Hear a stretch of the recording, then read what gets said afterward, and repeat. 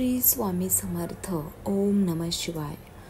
शिवमंदिरात गेल्यावर अर्धीच प्रदक्षिणा का घालतात, याच्या मागचं काय कारण आहे हे आपण बघणार आहोत. त्यासाठी हा तुम्ही व्हिडिओ शेवटपर्यंत नक्की बघा.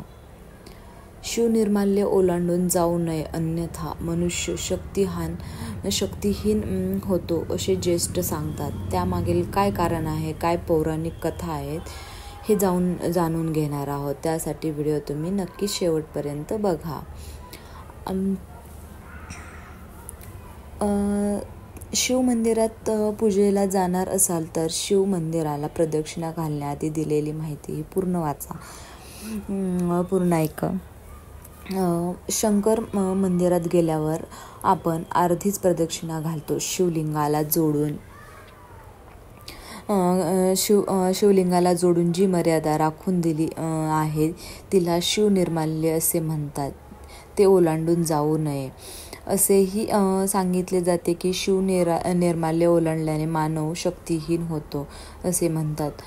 पुष्पदंत नावाचा गंधर्व फुलांची चोरी करायला जाताना अजाणतेपणी शिवनिर्माल्य ओलांडून जातो. त्यामुळे त्याची अदृष्ट होण्याची शक्ती नाश पावते. शक्तिहीन बनलेला तो भगवंताचा महिमा गातो.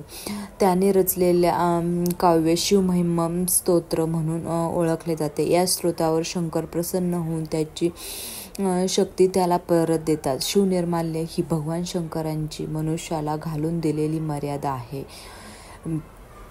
जीवाचा प्रवास हा शेवटी शिवाकडे पोहोचणारा आहे. या प्रवासात आपण आपापल्या आखून दिलेली नीती नियमांच्या मर्यादेने उल्लंघन केले तर एका मर्यादेनंतर मनुष्य शक्तिहीन होणारच.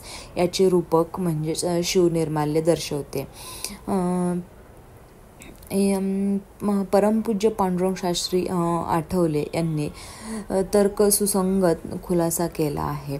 तर ते लिहितात, जे कार्य किंवा जीवन प्रभूला वाहिले जाते ते शिवनिर्माल्य समजले जाते. तसा जीवनाच्या लोकांबद्दल किंवा महान कार्याबद्दल वाटेल असे बोलणे हे शिवनिर्माल्याचे उल्लंघन गणले जाते. आणि असले पाप करणारा कितीही शक्तिशाली असला तरीही थोड्याच वेळात शक्तिहीन बनतो. म्हणून वाहिलेले वित्त, प्रभूंसाठी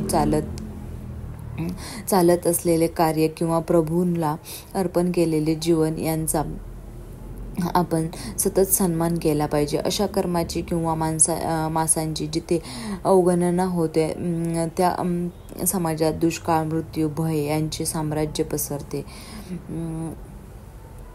असे हे शास्त्राप्रमाणे पुराणात सांगितलेलं आहे. शिवनिर्माल्य ओलांडू नये, अर्थात देवकार्यात आड जाऊ नये, यालाच असं म्हणतात. तर अशा प्रकारे शंकराला अर्धीच प्रदक्षिणा का घालतात, तर हे आता आपण बघितलेलं आहे. व्हिडिओ जर हा तुम्हाला आवडला असेल तर लाईक करा आणि चॅनलवर नवीन असाल तर सबस्क्राईब करायला विसरू नका. श्री स्वामी समर्थ.